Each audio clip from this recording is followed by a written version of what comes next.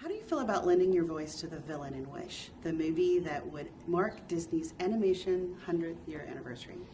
I feel incredibly privileged to lend my voice to the villain in Disney's anniversary film, their 100th anniversary film, Wish, with Ariana and Alan and Victor Garber and all these incredible talents, and Julian Ben, who wrote extraordinary music, and Chris and Fawn and Jennifer, all of these extraordinary animated veterans, and specifically to play the villain and to add my name to a long list of really famous ones is just great fun. What is your history with Disney animation? Like, what are your favorite characters, songs that you loved as a kid? I mean, Mowgli was a highlight for me. I always wanted to live in a forest with a giant bear as a best friend, and date Ariel and swim under the sea, and make wishes with Aladdin, and Lady and the Tramp, and Fantasia, which is this extraordinary work of art that kind of goes above and beyond being something just for children into the stratosphere of like surrealist art. So I grew up with Disney just like most, I think, children in the world have. Who is Magnifico? What's he like, and what's so special about the Kingdom of Roses? What is Magnifico like? King Magnifico is has got an inflated sense of himself. He thinks he's a pretty big deal. He doesn't have many friends. He's got this poor wife that eventually sees the light and puts him in his place.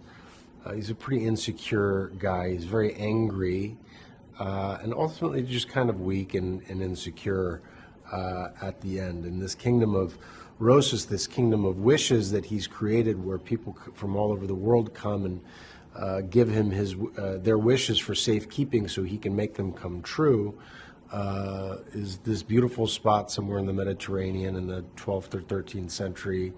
And it's gorgeous, and he runs it as his, essentially a dictatorship, we come to find. Speaking of his queen, what is Magnifico's relationship like with his queen? His relationship, you get a great sense that he leans on her for emotional support and validation.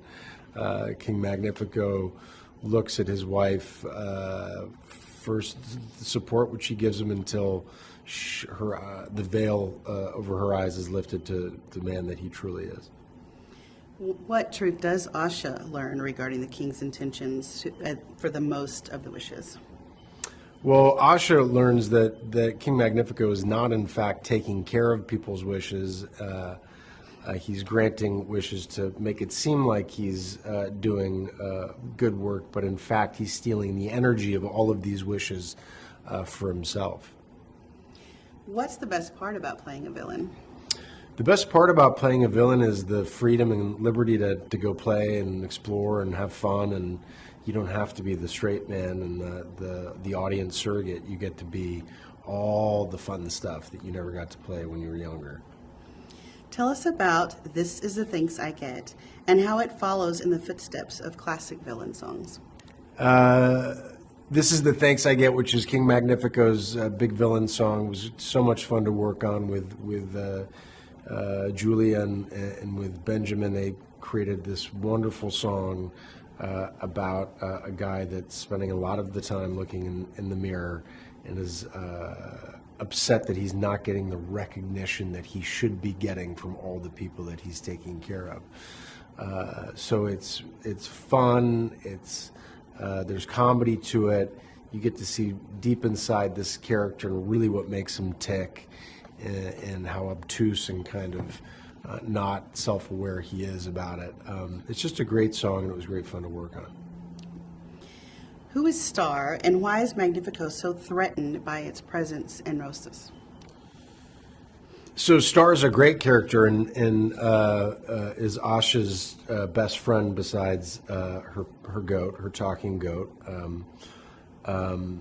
She wishes so deeply that a star actually descends down, and it's of such great power that King Magnifico realizes the power that he could have if he held onto Star. But Star's too powerful for that, and in fact, Star helps Asha realize how evil this awful king is, and with the help of her, its powers, is able to win the day. How did the filmmakers Chris Buck and Fawn Veerasunthorn help guide your performance? They're my directors. They helped guide it every step of the way. Between them and Jennifer, they were able to tell me when I walked in the booth what they needed. You know, my job is like I come to set and am as open and free as possible, and then they guide me towards what they want. So I had great fun doing it with them. And why should people see Wish in theaters? Well, Wish in theaters, it's a visual event, really, that shot in CinemaScope 255, this incredibly wide frame image that they haven't done since Sleeping Beauty, something that's really made for an audience. It's made to be seen on a big screen. It utilizes old-fashioned watercoloring like Disney did back in the day, along with all of the newfangled technology of 2023, all the CG. So it's that combination that gives this kind of textural immersion into the screen.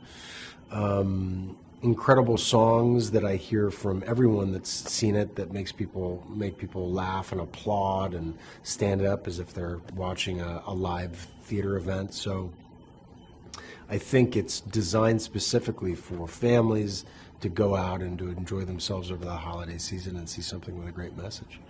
I make this wish. What are you hiding? Oh, nothing. And nobody. What is going on in there? Okay, ladies! Your wings can't fly, but your voices can!